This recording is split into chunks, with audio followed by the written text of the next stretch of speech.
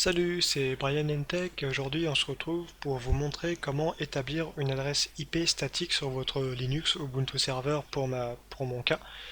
Donc parce que par défaut en fait c'est le DHCP qui vous fournit une IP, donc si jamais vous avez besoin d'une IP fixe pour un serveur web local ou quoi que ce soit, bah forcément il vous va falloir une IP fixe pour pas à chaque fois devoir trouver l'adresse IP de votre machine.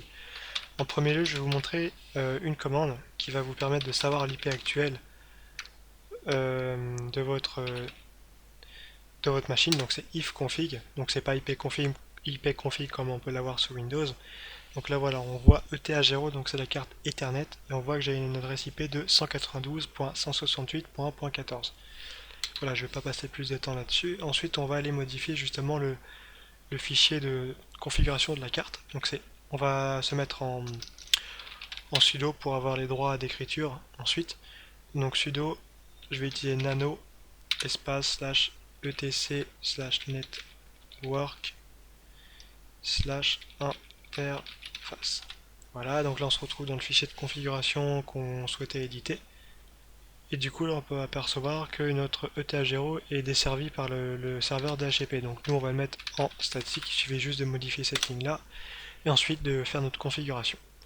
Donc pour l'adresse, donc c'est ADDRESS, donc c'est 2D de 2S, il faut bien faire attention à ça. Donc l'adresse, moi je vais y mettre du 192.168.1.25.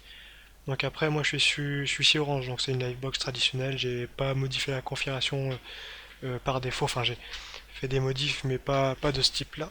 Donc à vous, vous ce sera quasiment la même chose, hein. Par défaut les routeurs des fournisseurs d'accès internet desservent la même adresse, la même classe d'adresse.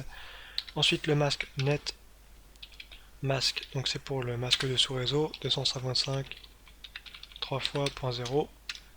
Ensuite le network, donc c'est le réseau à laquelle on est connecté, donc 192.168.1.0. Ensuite l'adresse IP de broadcast.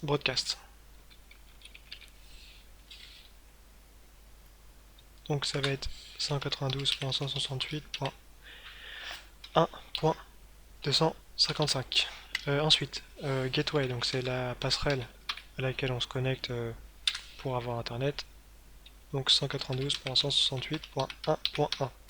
Et enfin, le serveur DNS qui est DNS-name server.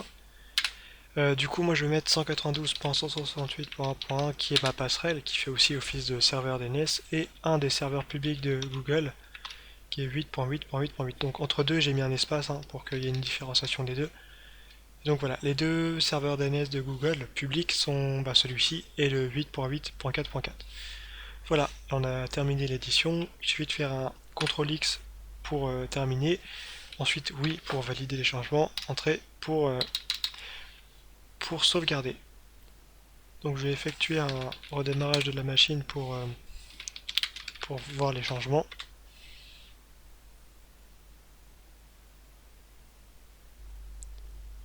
Voilà, je vais me connecter. Ok. Et là, on peut apercevoir que j'ai bien l'adresse IP 192.168.1.25. J'ai toute la configuration que j'ai mis auparavant. Et si je fais un ping vers Google, on peut apercevoir que je ping bien, donc je suis bien connecté à Internet, il n'y a pas de souci. Donc voilà, c'était tout pour cette vidéo. Je vous dis à la prochaine et je vous remercie d'avoir regardé. Salut!